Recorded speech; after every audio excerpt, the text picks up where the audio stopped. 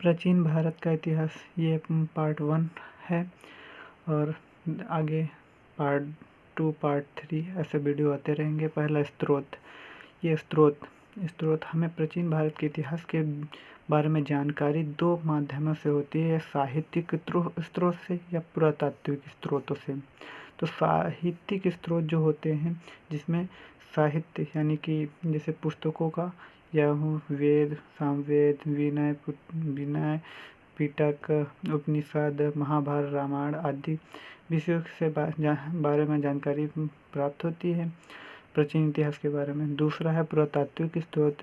पुरातात्विक स्रोत में सिक्के, अभिलेख, पुरालेख, स्थापत्य अवशेष, उत्खनन से जो हमें जानकारी प्राप्त होती है उसे हम पुरातात्विक स्रोत कहते हैं।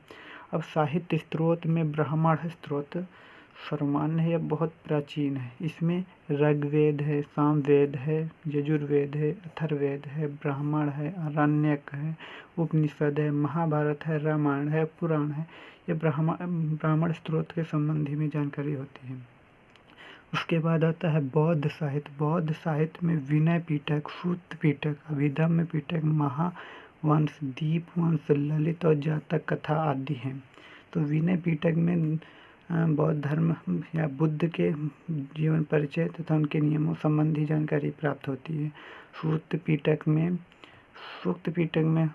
धार्मिक संबंधी जानकारी, नियम प्राप्त होते हैं तथा अभिधम्म पिटक बौद्ध दर्शन के संबंधी जानकारी, बौद्ध दर्शन के नियम के संबंधी जानकारी प्राप्त होती है। तथा जातक में जातक कथाओं या अर्थात कह सकते हैं महात्मा गौतम बुद्ध की पूर्व जन्म की कहानियों का वर्णन है।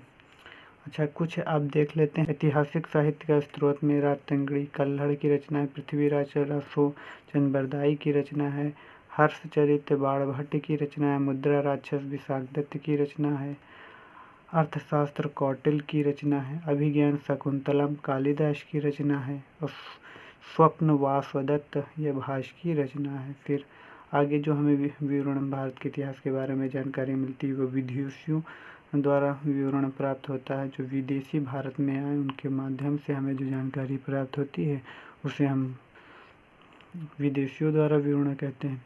अब इसमें टेसियस है, वह ईरान का राजवैद्य था। इसकी पुस्तक में जो जानकारी हमें प्राप्त होती है वह आश्चर्यजनक जानकारी प्राप्त होती है, इसलिए इसे हम काल्पनिक मानते हैं। दूसरे नंबर पर आता है हेरोडोटस। इतिहास का पिता कहा जाता है। इसे इतिहास का पिता कहा जाता है। इसकी पुस्तक 5वीं शताब्दी में हिस्टोरिका नामक पुस्तक लिखी गई है जो भारत के फारसों से संबंधित भारत और फारस से संबंधित जानकारी प्राप्त होती है। फिर आता है मेगास्थनीज राजदूत। सेल्यूकस निकेटर का जो राजदूत था वह चंद्रगुप्त मौर्य के दरबार में आया था। और इसकी पुस्तक जो है इंडिका है, यह मौर्य युगीन समाज व संस्कृति के बारे में जानकारी प्राप्त है।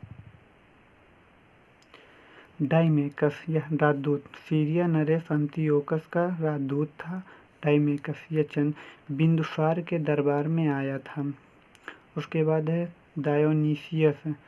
यह डायोनीसियस जो है यह मिस्र नरेश टॉलमी फिलाडेल्फस का राजदूत था जो अशोक के दरबार में आया था।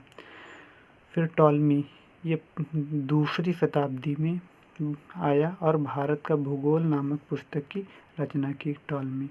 फिर प्लिनी 1म शताब्दी में आया जिसने नेचुरल हिस्ट्री नामक पुस्तक की रचना की, पेड़ पौधे और पशुओं के बारे में तथा खनिज उत्खनन के बारे में जानकारी प्रदान की, जो उसके पुस्तक में ये जानकारी मिलती है।